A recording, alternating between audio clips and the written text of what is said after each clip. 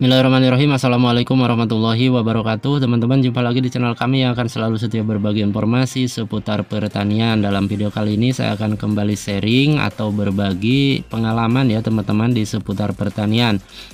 Mungkin kita pernah memiliki tanaman ya teman-teman, udah tumbuh subur hijau kemudian tiba-tiba mati. Tentunya kita akan merasa kecewa ya teman-teman.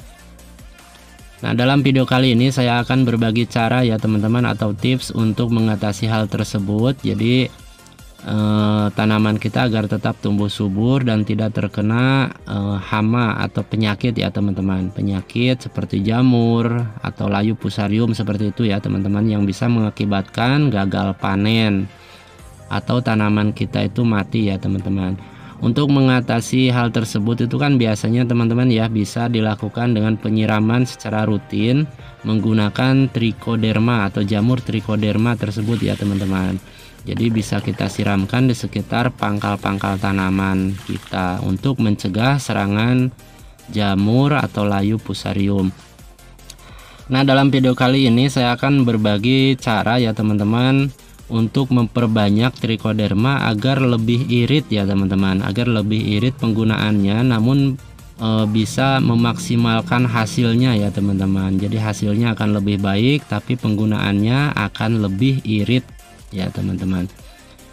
Jadi jangan lupa dukung dan support channel ini teman-teman dengan cara menekan tombol subscribe-nya. Mudah-mudahan video-video yang kami bagikan ini betul-betul bermanfaat.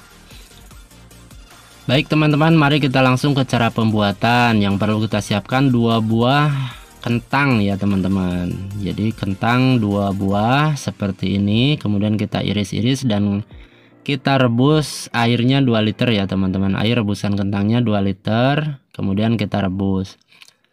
Setelah direbus kemudian airnya diambil dan ditiriskan teman-teman. Untuk langkah selanjutnya kita siapkan air cucian beras yang pertama ya teman-teman, 2 liter juga. Jadi kalau nggak ada 2 liter boleh ditampung terlebih dahulu ya teman-teman. Kemudian setelah cukup baru kita masukkan ke dalam wadah seperti ini. Kita jadikan satu air rebusan kentang 2 liter dan air cucian beras yang pertama 2 liter. Jadi saya contohkan untuk 4 liter perbanyakan Trichoderma anfus nantinya ya teman-teman. Jadi seperti ini ya teman-teman, kita masukkan dalam wadah jadi satu air rebusan kentang dan air cucian beras. Kalau nggak ada jeligen boleh di wadah seperti wadah-wadah ember seperti itu, yang penting bisa ditutup ya teman-teman.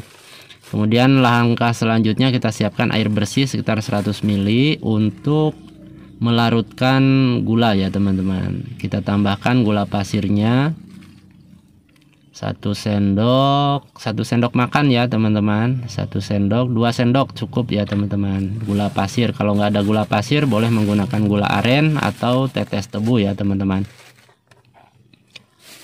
Kemudian yang saya akan perbanyak ini adalah Trichoderma anfus ya teman-teman. Jadi ada juga yang bilang fungisida anfus ya, fungisida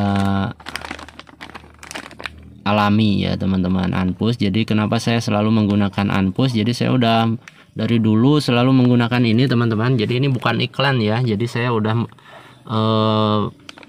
bisa dibilang percaya lah sama merek ini ya teman-teman. Jadi cukup lumayan bagus ya. Di sini ada 3 bahan aktif ya teman-teman, ada Glycladium sp, juga Trichoderma sp, dan juga bakteri pengurai. Nah, untuk mengirit ya teman-teman, biar kita irit penggunaannya, kita bisa diperbanyak seperti ini ya teman-teman.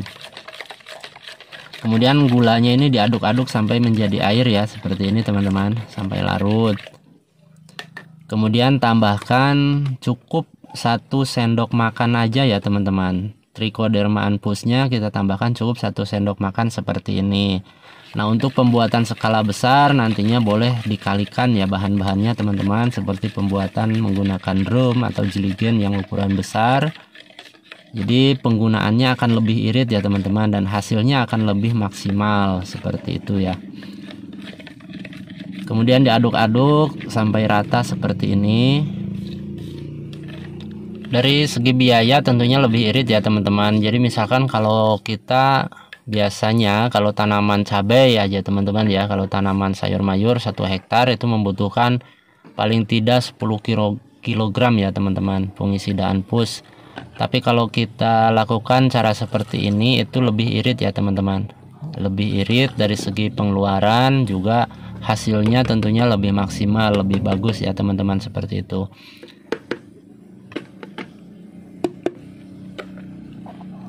Jadi seperti ini ya teman-teman, ini nggak bisa larut, harus kita sampai bersih ya teman-teman. Jadi harus sampai bersih, bahan-bahannya itu bisa larut ke dalam jeligen. Nah seperti ini ya.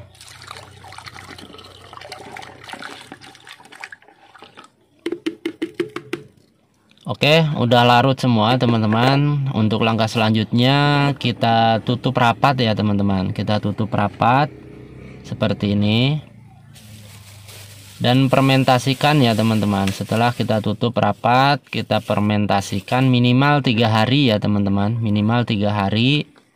3 hari disimpan, lebih bagus sih 7 hari ya teman-teman. 7 hari baru kita aplikasikan ke tanaman. Tapi kalau mau buru-buru 3 hari cukup teman-teman, baru kita aplikasikan ke tanaman. Setelah ini diamkan 3 sampai 7 hari. Diamkan di tempat yang teduh ya teman-teman. Kemudian setelah itu baru diaplikasikan ke tanaman kita. Untuk pembuatan skala besar juga boleh teman-teman menggunakan drum. Tentunya bahan-bahannya seperti cucian air rebusan kentang dan air cucian berasnya boleh ditampung terlebih dahulu ya teman-teman. Untuk pembuatan seperti ini, nah ini yang udah siap aplikasi ya teman-teman, yang saya buat beberapa hari yang lalu. Jadi ini udah siap aplikasi yang saya buat di dalam jeligen ukuran 25 liter seperti ini. Nah sekarang untuk takaran aplikasi ya teman-teman. Untuk takaran aplikasinya 1 liter triko yang sudah diperbanyak ini boleh ditambahkan air biasa 25 liter, kemudian disiramkan di sekitaran pangkal ya teman-teman. Jadi secukupnya saja. Ini hanya sekedar contoh ya teman-teman. Jadi penyiramannya di sekitar pangkal atau batang ya teman-teman. Jadi bukan di sekitaran perakaran ya. Maksud saya jadi di sekitaran perakaran, tapi lebih fokus di pangkalnya gitu ya teman-teman. Jadi agar tanaman kita bisa aman atau terhindar dari serangan layu fusarium. Seperti itu ya teman-teman. Jadi seperti itu ya teman-teman, jangan sampai tanaman kita ini mati sia-sia dan kita tidak bisa menanggulanginya. Jadi bisa sebenarnya diantisipasi ya teman-teman dengan cara tersebut. Oke teman-teman, mudah-mudahan video ini bermanfaat. Terima kasih banyak. Wassalamualaikum warahmatullahi wabarakatuh.